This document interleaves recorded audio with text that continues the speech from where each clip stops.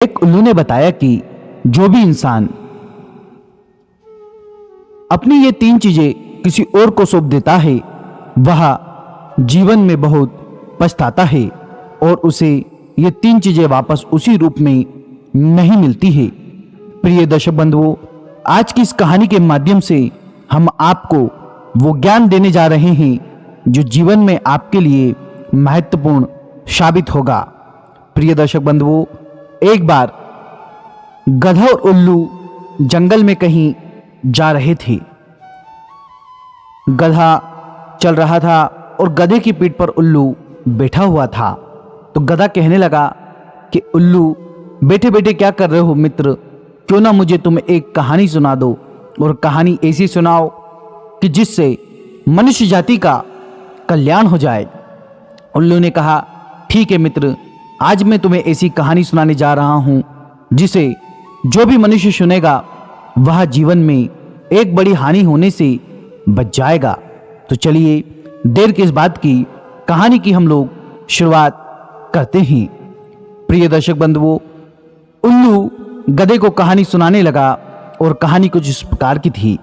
प्राचीन समय की बात है, किसी राज्य में एक राजा राज करता था। राजा का बहुत विशाल साम्राज्य था, बहुत ही शक्तिशाली राजा था और काफी धनाढ्य राजा था।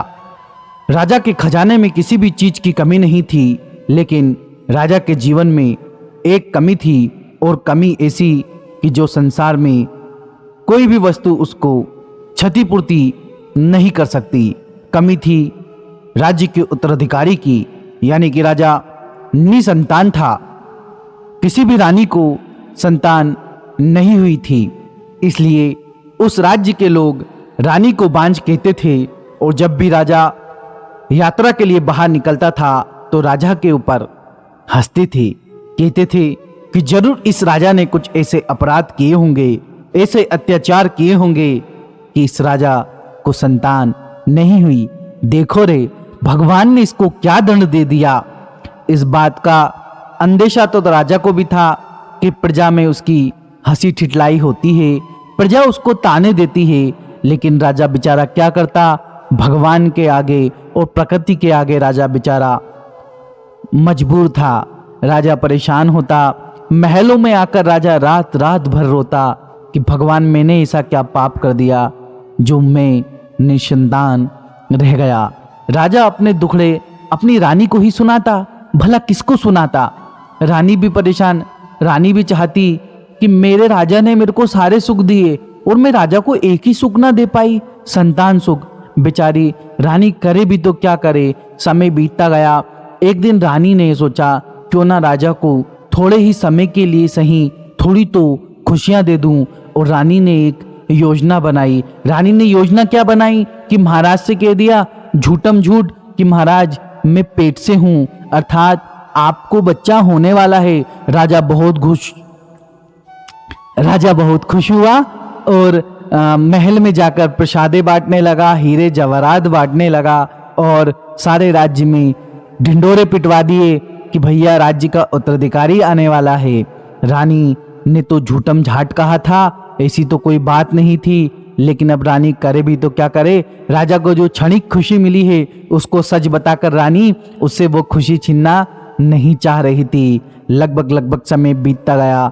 बंधुओं, इधर राजा अपने संतान के ख्वाब सजा रहा था और उधर रानी ये बात सोच सोच कर पागल होती जा रही थी कि अब राजा को कैसे समझाऊंगी, राजा के सामने कैसे जाऊंगी, और वो जो है ही नहीं उसको कैसे लाऊंगी।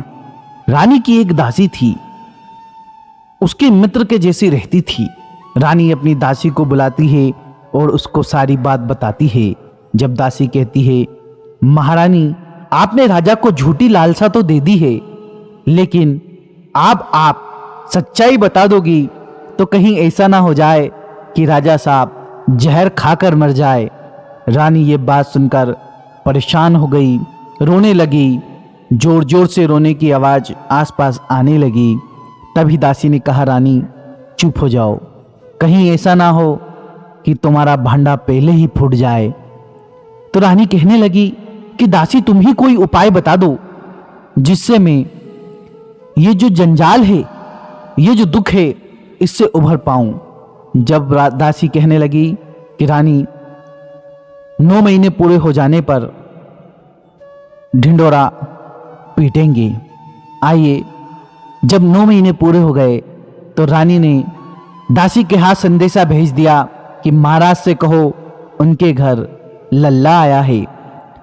दासी महाराज के पास दरबार में गई और दरबार में दासी ने महाराज को ये खुशखबरी सुनाई। महाराज खुशी के मारे उछल पड़े।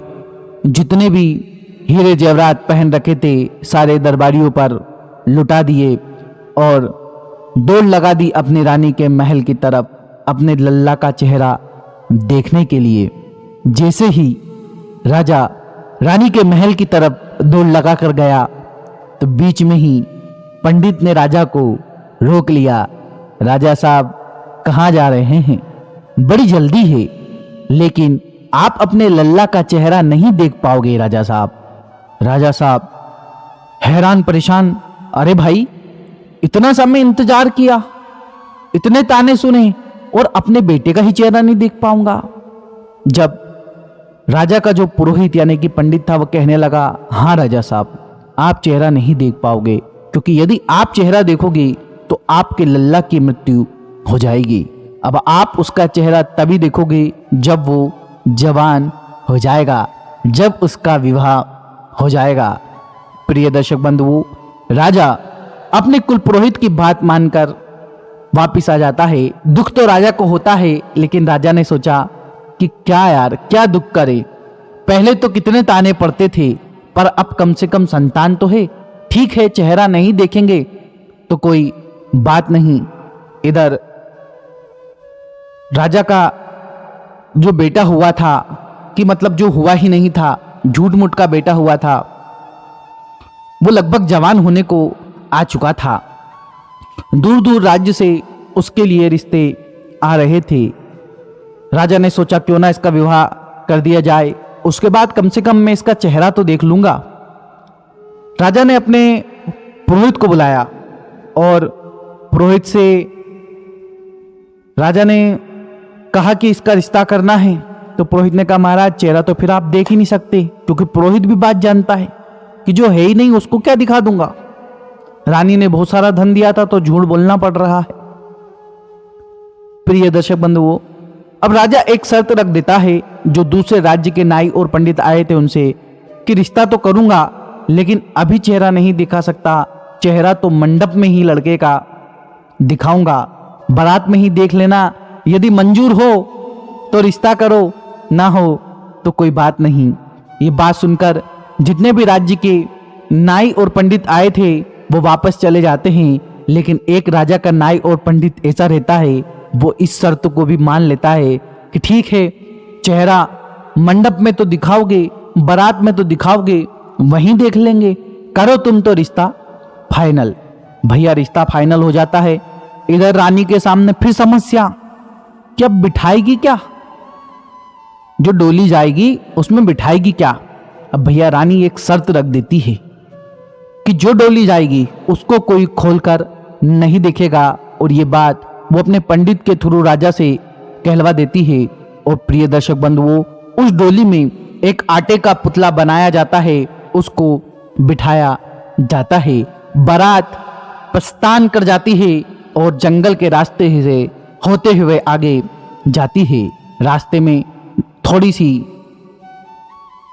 देर के लिए डोली को, जिसमें कि वो पुतला बैठा हुआ था, एक बरगद के पेड़ के नीचे रखा जाता है कि उस बरगद के पेड़ की कोचर में 2 इच्छाधारी नाग नागिन रहते थे। वो दोनों इस डोली को देख लेते हैं और नाग अपनी नागिन से कहता है, क्योरी कैसी डोली है, इसमें तो दूल्हा है ही नहीं, बेचारी दुल्हन का क्या होगा, वो तो दुख से मर ही जाएगी। तो नाग अपनी नागिन से कहता है कि तू मुझे परमिशन दे, तो मैं 2 दिन के लिए बारात चला जाऊं दूल्हा बन के, तो बेचारी वो दुल्हन भी बच जाएगी। देख मेरा दिल ना बहुत साफ दिल है, मुझे तो जाने दे। तो नागिन कहती है अपने नाग से कि देख, जाते रहे हो परदेश पिया, पर जल्दी आ जाना, नहीं तो तुम वहीं के हो जाओ। नाग कहता है, क्या बात कर रही, तेरे बिना तो मैं सांस भी ना लूं, सिर्फ 2 दिन, आ जाऊंगा। नाग भैया अपना रूप चेंज करके दूल्हा बनकर उस डोली में बैठ जाता है और वहां से बारात के लिए प्रस्थान हो जाते हैं। जैसे ही बारात ससुराल के द्वारे पर आती है, गाना बजाया जाता है कि तेरे द्वारे पर आई बारात। लड़के को निकाला जाता है और जब लड़के को सब लोग देखते हैं तो सबकी आंखें खुली की खुली रह जाती है। इतना सुंदर लड़का, चांद सा मुखड़ा चेहरा, उस पे ये रंग सुनहरा, ये वाला गाना बजने लगता है और इधर शादी वगैरह सब हो जाती है। राजा भी पहली बार अपने बेटे को देखता है और बहुत प्रसन्न होता है, क्योंकि बाप के लिए अपनी औलाद का चेहरा देखना बड़ा ही भाग्य का काम होता है। इधर सब कुछ कंप्लीट हो चुका था, 7 फेरे लिए जा चुके थे, जन्म जन्मों की कस्में ली जा चुकी थी और 7 जन्म जीना मरना एक साथ तय हो चुका था। नाग तो ये सोच ही रहा था कि वाह, कहाँ उस कोचर में रह रहा था, आज कहाँ महलों का राजकुमार बनने जा रहा हूं। अब दुल्हन को लेकर राजमहल जाने की बारी आ चुकी थी। वहां से निकल चुके थे। रास्ते में उसी पेड़ के किनारे डोली उतारी जाती है। नाग अपनी नागिन के पास जाता है और फिर से कहता है, प्यारी 2-4 दिन और दे दे प्यारी, कम से कम राजमहल चला जाऊं तो ये नई नवेली दुल्हन कई सपने सजोए आई है कि ससुराल जाएगी और ठाट बाट से रहेगी, पति का प्यार पाएगी। मैं 4 दिन बाद वापस आ जाऊंगा, कहीं ऐसा ना हो कि ये अपनी ससुराल जाए और इसको इसका पति ही ना मिले और बेचारी फिर मर जाए। नागिन कहती है कि अब मुझे मामला गड़बड़ लग रहा है, लेकिन आप अच्छे दिल वाले हो, चले जाओ, लेकिन एक बात याद रखना पिया जी, आपके बिना ये नागिन जी नहीं पाएगी, जल्दी लौट कर आ जाना पिया जी। नागिन ने अपने कलेजे के ऊपर 10 किलो का पत्थर रख के नाग को भेज दिया, जा भैया कर ले मजे। नाग वहां से वही रूप रख के आगे बढ़ा, राजमहल गए। नाग को तो लग गया भैया खून मुंह, वो गाना भी है ना कि लहू मुंह लग गया। नाग तो बढ़िया कि कहाँ जंगल में रहते थे और कहाँ यहां आ गए, अब नहीं जाने वाले हैं। लेकिन नाग को फिर भी लगा खतरा है। किससे है? कि वो जो अपनी पूर्व एक्स गर्लफ्रेंड नागिन है उससे अपने को खतरा है। तो बोले क्या किया जाए। नाग ने अपने पिता यानी कि राजा से कहा, पिताजी राजमहल के चारों तरफ गड्ढे खुदवा दो, पानी भरवा दो, ताकि नागिन आएगी उसमें डूब के मर जाएगी। इधर राजा ने वैसा ही किया, लेकिन राजा ने पूछ भी डाला कि बेटा ऐसा क्यों करवा रिया है। तो राजकुमार कहने लगा कि पिताजी दुश्मन ने कहीं अटैक करा, वो जल में गिरा, अपना राजमहल सुरक्षित खड़ा। राजा को आश्चर्य हुआ कि बेटा तो बहुत अच्छी बातें करता है, राजपाट बहुत अच्छे से संभालेगा। राजा करवा देता है। इधर नागिन इंतजार कर करके थक गई। उसने सोचा अब बदला लूंगी, ये बंदा मेरे को धोखा दे के चला गया, अब मैं इससे बदला लूंगी। तो भैया नागिन वहां से दुश्मन में दुश्मन, दुश्मन में तेरा, तू नागिन में सपेरा वाला गाना बज रहा था और नागिन वहां से निकली। और नागिन देखती है, वाह सुरक्षा के सारे इंतजाम कर लिए गए हैं, एक बड़ा सा गड्ढा खुदवा दिया गया है ताकि मैं आऊंगी इसमें डूब के मर जाऊंगी। मतलब मेरा जो बॉयफ्रेंड है, मेरा जो नाग है, वो मुझसे बदला लेना चाहता है। नागिन ने सोचा अरे रुक जा, ऐसे तो मैं तेरे को नहीं छोड़ूंगी। बेचारी नागिन इधर उधर से टेढ़े मेढ़े रास्ते से गुजरते हुए एक छोटे से रास्ते से राजमहल में प्रवेश कर गई और जहाँ पे वो नाग और उसकी पत्नी एक सैया पर सो रहे थे वहाँ पर जाकर खड़ी हो गई। और नागिन देखती है कि दोनों कितने प्यार से रह रहे हैं। नागिन के मन में सवाल उठता है कि किसको डसूं, इस नाग को डसूं कि ये जो लड़की जिसने मेरे नाक को फंसा रखा है इसको डसूं। लेकिन तभी नागिन के मन में ख्याल आता है कि कितनी प्यारी जोड़ी लग रही है, इस जोड़ी को मैं कैसे दूर कर सकती हूँ, तोड़ सकती हूँ, मुझे कितना बड़ा पाप लगेगा।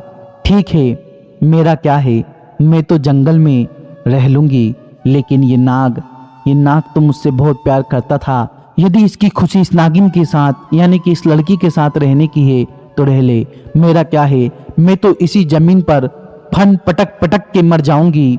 दोस्तों, इस बीच नागिन जो 3 चीजें आप लोगों के लिए कही जाती है, वो बातें आपके जीवन के लिए बहुत ही उपयोगी होने वाली है कि जीवन में ये 3 चीजें कभी भी किसी को मत सौंपना, मत देना, वरना जीवन भर पछतावे रहोगे। ये जो 3 चीजें हैं ये आप ध्यान से सुन लीजिएगा। पहला, कभी भी अपना पति किसी स्त्री को मत सौंपना। दूसरा, कभी भी अपनी पत्नी किसी परपुरुष को मत सौंपना। तीसरी, कभी भी अपना धन किसी अन्य पुरुष को मत देना, क्योंकि ये 3 चीजें वापस लेने में आपको बहुत परेशानी होगी और जब आपको वापस मिल जाएगा तो ठीक वैसा नहीं मिलेगा जैसा आपने दिया था। साथियों, बात बहुत छोटी सी है लेकिन बहुत गहरी बात है। तो साथियों, आज की इस कहानी से हमने सीखा 3 बड़ी शिक्षाएं जो मनुष्य जीवन को बदल सकती है।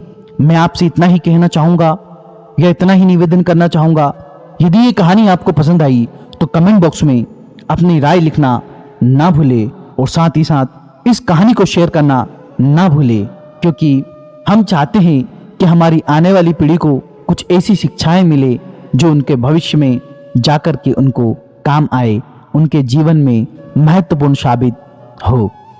आइए इस कहानी का यही अंत करते हैं और मिलते हैं किसी नई कहानी में। जब तक के लिए